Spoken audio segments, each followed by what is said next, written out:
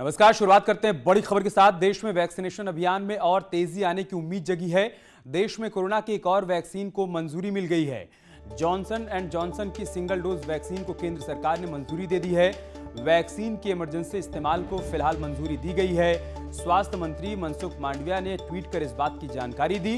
अब तक देश में 5 कोविड वैक्सीन को मंजूरी मिल चुकी है और ये बड़ी उपलब्धि के तौर पर देखा जा रहा है। इसे सिंगल डोज वैक्सीन को केंद्र सरकार की तरफ से मंजूरी मिली है। जॉनसन एंड जॉनसन की वैक्सीन इमरजेंसी यानी आपातकालीन स्थिति में लगाई जा सकती है। इसको लेकर केंद्र सरकार की तरफ से हरी झंडी मिल गई है और ट्वीट के जरिए केंद्रीय स्वास्थ्य मंत्री ने इस बात की जानकारी दी है।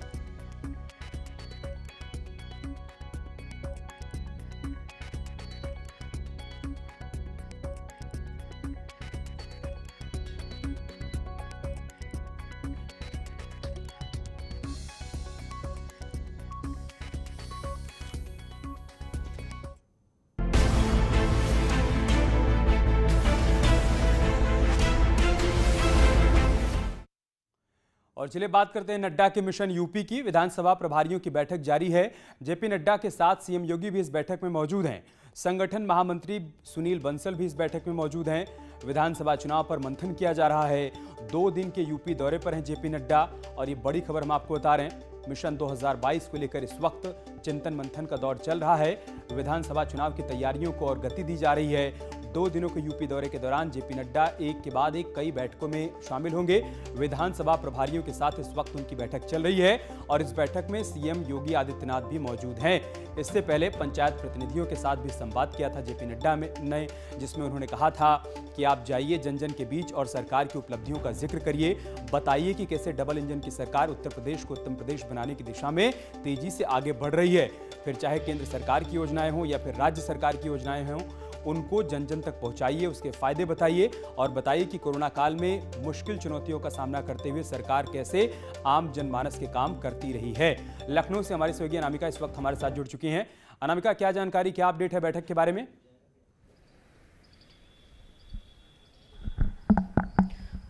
और देखिए अमित, फिलहाल जेपी नड्डा बैठक कर रहे हैं विधानसभा प्रभारियों के साथ। इसके पहले उनकी बात हो चुकी है। जो पंचायत प्रतिनिधि हैं उनके साथ उन्होंने लंबी चौड़ी बैठक करी। बैठक में उनका संबोधन भी हुआ। उन्होंने सभी को सम्मानित करते हुए ये भी कहा कि जो इकाई है, बीजेपी की इकाई है, निचले स्तर से ही बूथ को मजबूत करने का काम करती है और सबसे पहले जिम्मेदारी जिला पंचायत अध्यक्षों की ही बनती है कि वो क्षेत्र में जाके ये बताएं कि सरकार ने क्या काम किया है।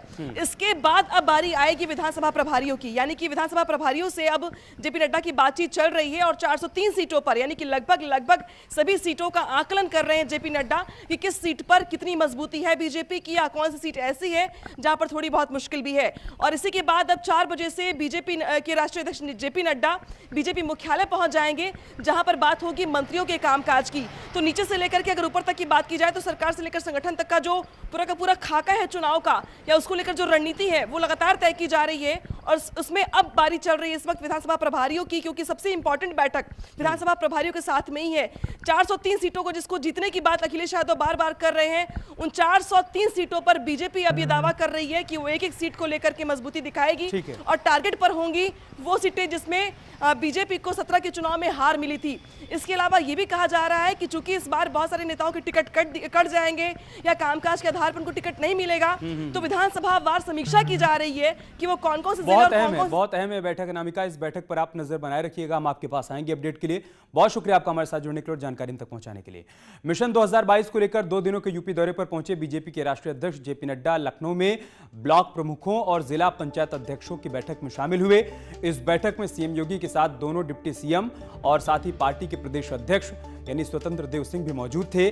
जेपी नड्डा ने एक बार फिर से सीएम योगी की कार्यशैली की जमकर तारीफ की। उन्होंने कहा कि योगी जी ने यूपी से बीमारू राज्य का टैग हटाकर विकास की नई गाथा को लिखा है।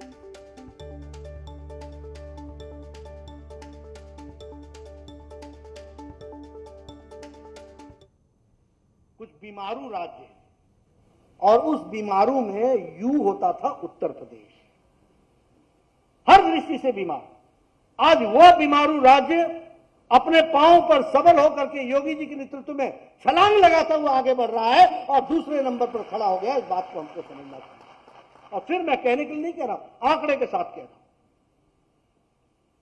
चाहे IMR हो, इन्फेंट मोर्टेलिटी रेट हो, चाहे एमएमआर हो, मैटरनल मॉर्टेलिटी रेशियो हो, चाहे वो टोटल फर्टिलिटी रेट हो, ये सारे स्वास्थ्य के पैमानों में उत्तर प्रदेश बहुत तीव्र गति से अच्छे नतीजे दे रहा है, उसको हमको समझना चाहिए।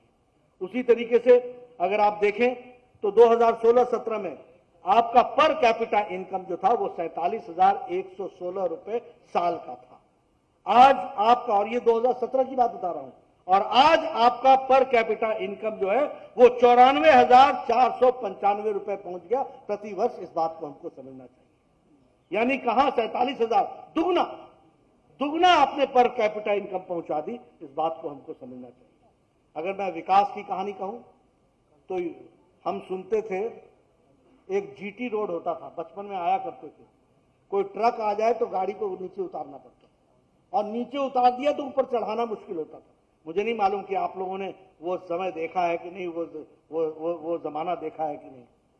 यानी ट्रक अगर आ गया जीटी रोड पर तो आपको गाड़ी उतारनी ही पड़ेगी, और उतरने के बाद खड्डों से होते हुए कब आप वापस सड़क पर आओगे मालूम नहीं। आज एक्सप्रेस हाईवे, एक नहीं, Purvanchal express highway, Bundelkhand express highway, Ganga express highway, Gorakhpur link express highway, Ballia link express highway, ये परिवर्तन है कि नहीं है? वहीं इस मौके पर सीएम योगी ने कहा कि पंचायत चुनाव में भी जनता ने दिखा दिया कि वो बीजेपी के विकास मॉडल में भरोसा रखती है। चुनाव कैसे संपन्न, बहुत शांतिपूर्ण तरीके से, और बहुत सारी जगह निर्विरोध चुनाव हुए। और मैंने तो कुछ जगह यह भी देखा कि विपक्ष चुनाव की दृश्य जब आ रहा था तो पब्लिक भारतीय जनता पार्टी के प्रत्याशी के पक्ष में खड़ा होकर के पब्लिक चिल्लाने लग गई थी कि नहीं नहीं नहीं, भारतीय जनता पार्टी का ब्लॉक प्रमुख बनना चाहिए क्योंकि हमें विकास कराना है। जिला पंचायत अध्यक्ष भारतीय जनता पार्टी का बनना चाहिए क्योंकि हमें विकास कराना है। और जिन लोगों ने लूट खसोट का एक नया प्रदेश के अंदर जरिया बनाया था, ऐसे लोगों को किसी भी स्थिति में नहीं आने देना चाहिए। पब्लिक की प्रतिक्रिया वास्तव में देखने लायक प्रतिक्रिया। और लखनऊ के बाद जेपी नड्डा कल आगरा भी जाएंगे। मिशन 2022 को लेकर बेहद अहम माने जा रहे इस दौरे में सीएम योगी, डिप्टी सीएम, संगठन मंत्री सुनील बंसल भी मौजूद रहेंगे। आगरा में संगठन और जनप्रतिनिधियों की मीटिंग लेने के बाद जेपी नड्डा कोरोना वॉरियर्स का सम्मान भी करेंगे। नड्डा के दौरे को लेकर तैयारियां काफ़ी तेज़ हो गई हैं। एयरपोर्ट से लेकर फतेहाबाद रोड तक सभी जगहों पर बीजेपी कार्यकर्ताओं ने उनके स्वागत में होर्डिंग्स लगाए हैं और साफ सफाई भी की जा रही है। और वह प्रातः 10 बजे आगरा हवाई अड्डे पर आएंगे और 11 बजे भारतीय जनता पार्टी के ब्रज क्षेत्र के कार्यकर्ताओं की मीटिंग रहेगी। उसमें ब्रज क्षेत्र के प्रकोष्ठों के अध्यक्ष रहेंगे और जिलों के अध्यक्ष और जिलों के प्रभारी सहित ऐसे 101 लोगों की टोली के साथ माननीय राष्ट्रीय अध्यक्ष जी मीटिंग करेंगे। उसके बाद 12:45 पर जितने भी ब्रज क्षेत्र के हमारे जनप्रतिनिधि हैं उनके साथ, उनकी टोली के साथ भी विचार विमर्श करेंगे। और आगरा में जितने कोरोना काल में जिन डॉक्टर्स ने आगरा शहर के मरीजों की सेवा की, ऐसे करीब 1000 डॉक्टरों का एक सम्मेलन होगा, उसमें उनका सम्मान किया जाएगा। उधर संभल से समाजवादी पार्टी के विधायक इकबाल महमूद ने बीजेपी पर निशाना साधते हुए कहा कि बीजेपी राम मंदिर बनवाने और मुसलमानों को आतंकवादी घोषित करने के लिए सत्ता में आई है। उन्होंने कहा कि बीजेपी कहती है कि हिंदू खतरे में है, जबकि बीजेपी 7 साल से सत्ता में है और इन 7 सालों में हिंदू खतरे में आ गया है। जबकि देश में 80% आबादी हिंदू की है, लेकिन फिर भी 20% मुसलमानों से खतरा है।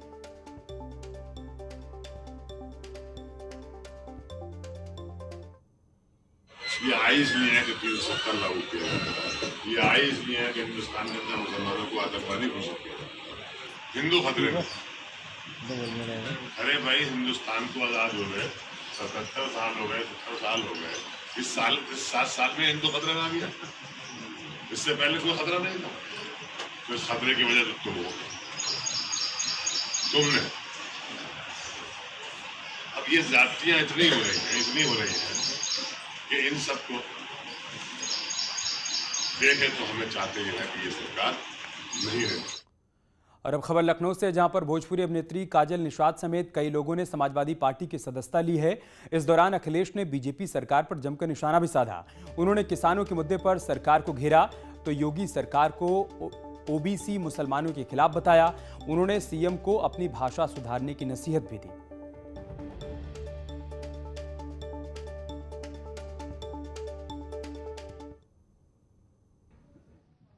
कौन किससे सीख रहा है आप भी जानते हो। मुख्यमंत्री जी की भाषा क्या रही है आप उससे भी जानिए। क्या मैं आपके पिताजी को अब्बू जान कह के बुला सकता हूं? आपका नाम क्या है आप बताइए ना। हाँ सोचिए आप, ये भाषा मुख्यमंत्री होगी। जिस मुख्यमंत्री की भाषा ऐसी हो उसके मंत्री उसके सहयोगी कैसी भाषा बोलेंगे? क्या उम्मीद करोगे? आज सबसे ज्यादा दलित पिछड़े मुसलमान जेल में हैं। कौन जिम्मेदार इसके लिए? मैं एक ही कहूंगा बात, भारतीय जनता पार्टी के मुख्यमंत्री जी को अपनी भाषा पर संतुलन रखना चाहिए। कल मैंने इंटरव्यू सुना है, हमारा आपका मुद्दों पे झगड़ा हो सकता है, लेकिन अगर हमारे पिताजी के लिए कुछ कह रहे हो तो तैयार रहना अपने आपके पिताजी के लिए भी मैं कुछ कह दूंगा। इसलिए मुख्यमंत्री जी अपनी भाषा का संतुलन रखें।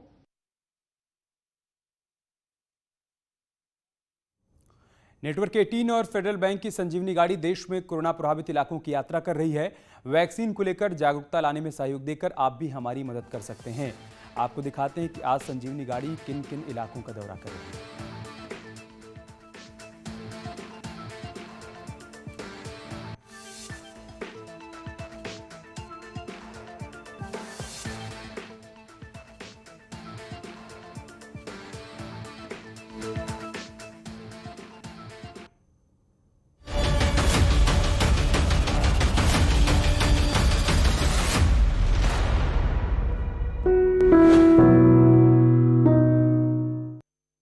गांव में जल निगम की लापरवाही के चलते